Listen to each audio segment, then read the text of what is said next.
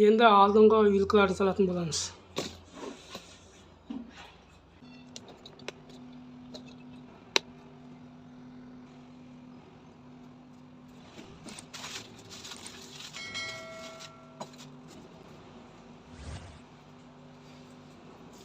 Мына пакеттің ішінде подшипниктер болады. Одан кейін подшипниктің майлары өзінде болады негізі. Жақсылап майлардан жағып қоюларыңызға болады. Егер кейбір мотоциклдерде майлары аз болады, оларға май аз болса, қосымша май жағып алғандарыңыз өте дұрыс. Өйткені ол көп уақыт жұмыс істейтін дүние. Подшипник салып болғаннан кейін астыңғы вилкасını bir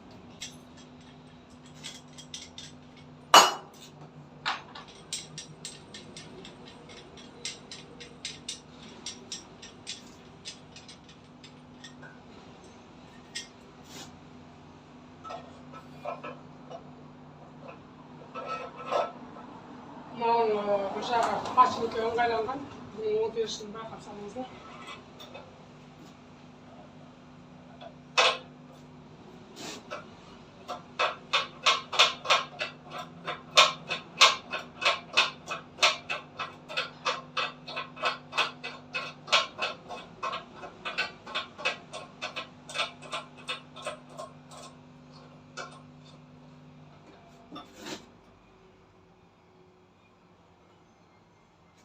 Бұны қатты қысудың қажеті жоқ. Қалыпты дәрежеде қысылса болғаны сол жеткілікті.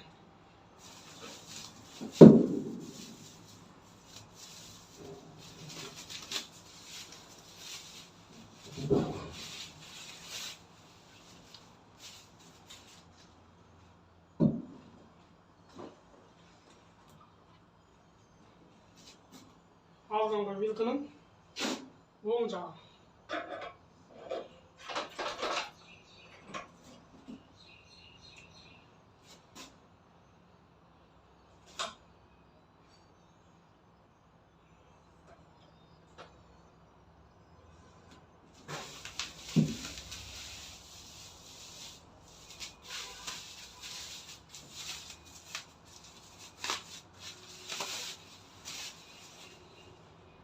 Мынау сол жағы. Сол жағында торымыз ұстайтын мынандай кіндігі болады.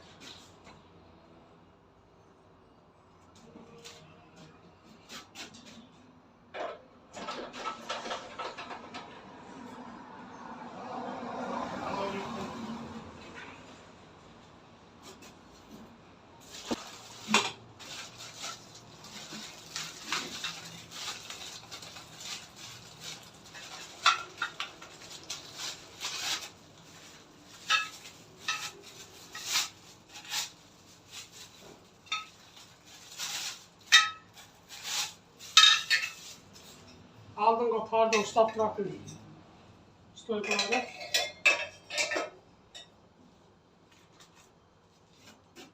Одан кейін және де мынандай екі резинасы бар.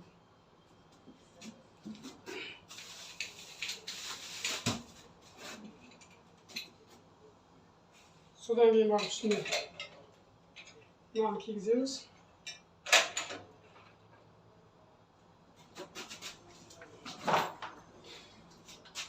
Üstteki bolttu uақытша тарта тұрады.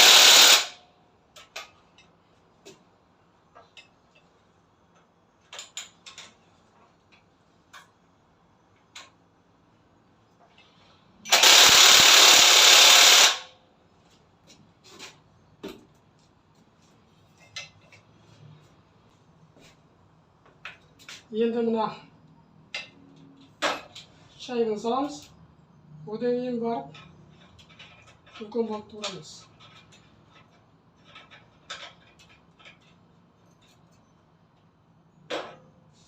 Мында астыңғы болтты бос тұра береді. Астыңғы болт. Оны тартпаймыз. Үстіңгі болтты тартып аламыз.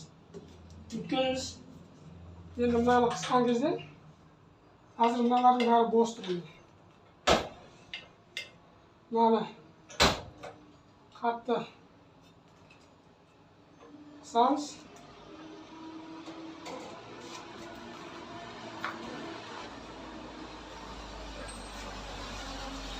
Мына стойкалардың бәрі қатты болып тұр.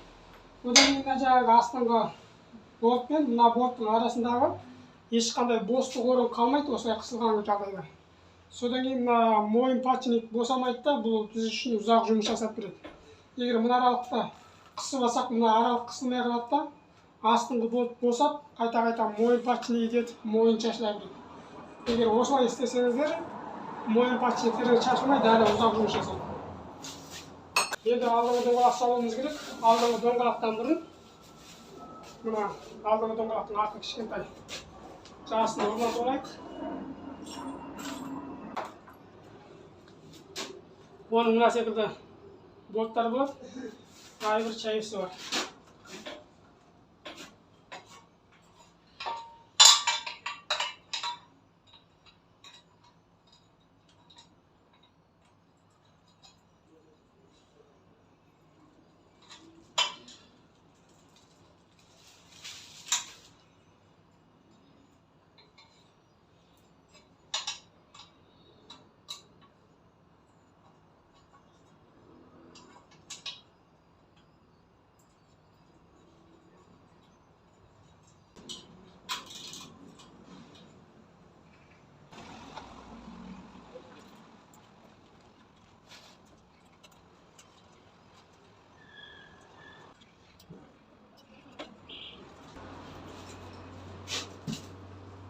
Міне мынау алдыңғы доңғалағымыз.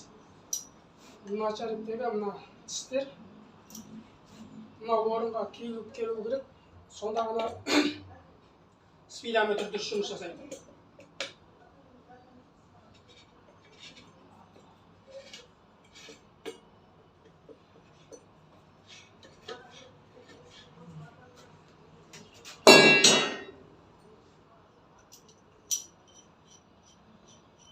Мына футболка мына жағына мына жерге келеді.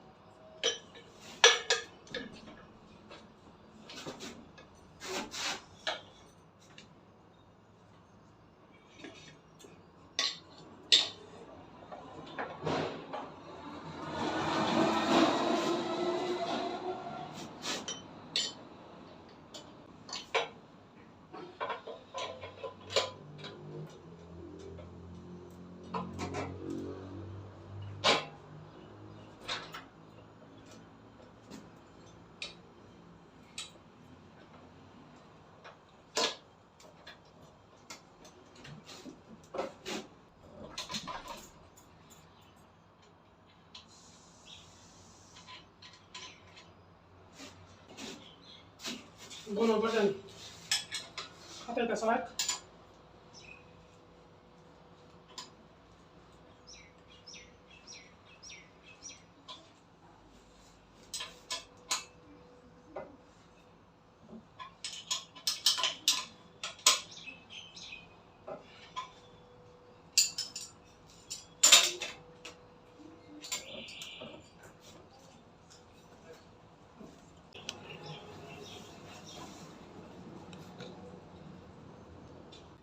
Енді бірден моторын қойып алайық. Енді әркім әртүрлі құрап жатады. Кеше де маған осы моторын қойып, артқа доңғалақты себін салып, тартып алып, одан кейін барып 9 жолынан арғай жалғаған. Маған өте солай ыңғайлы.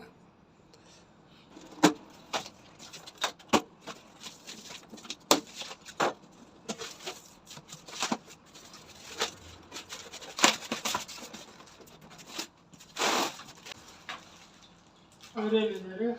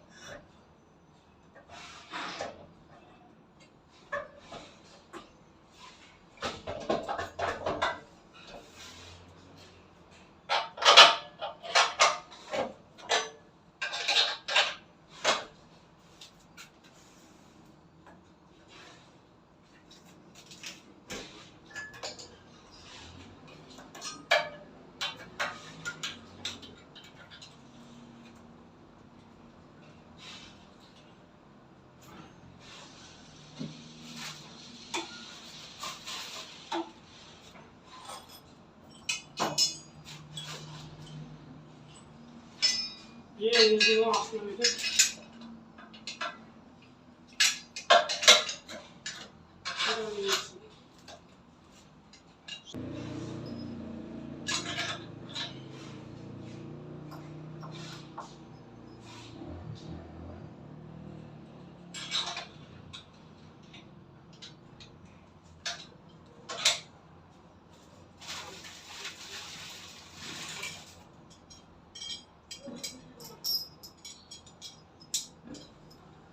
Soğunda kalan şuyunun en kısa bölümü var.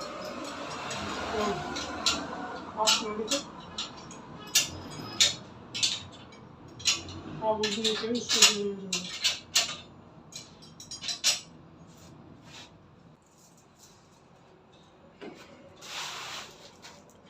Мотордың болттарын теріп алдым. Мотордың болттарының арты мына секілді жалтыр болады.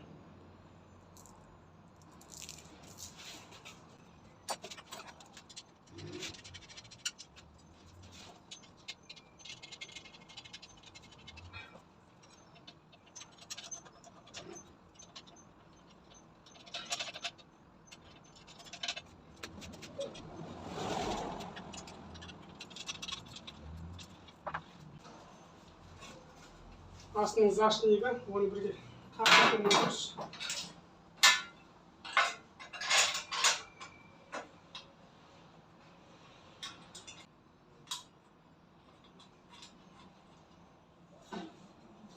Астың аяқ басқыш, бұны да бірге құрап, осы мотормен бірге қатайтып кеткен дұрыс, бірге алып кетейік қазір.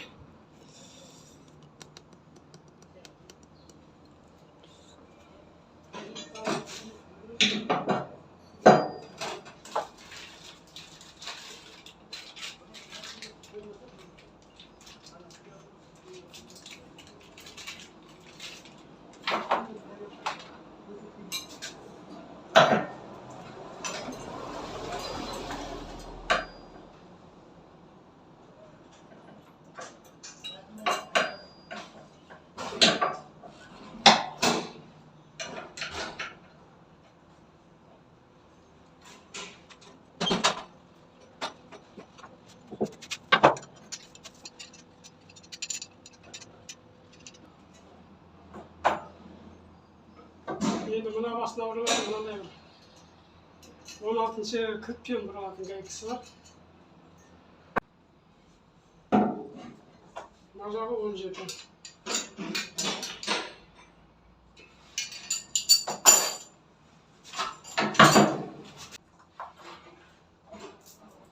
Бұлардың мынандай шайбысты райбыры бар, 13-ші гайкілері болады. Екеуі ұзын, екеуі қысқа. Қысқасының артына uzun zaşlayıp жаңа tağız.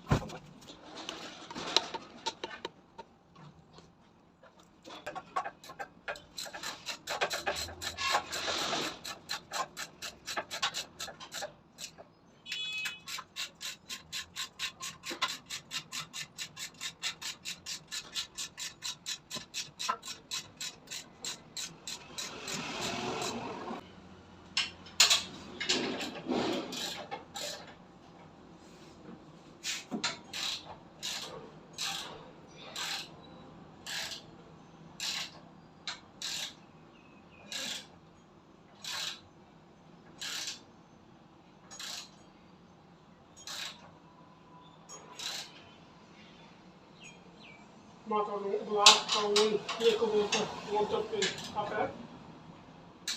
Bu katlı olmak barınca.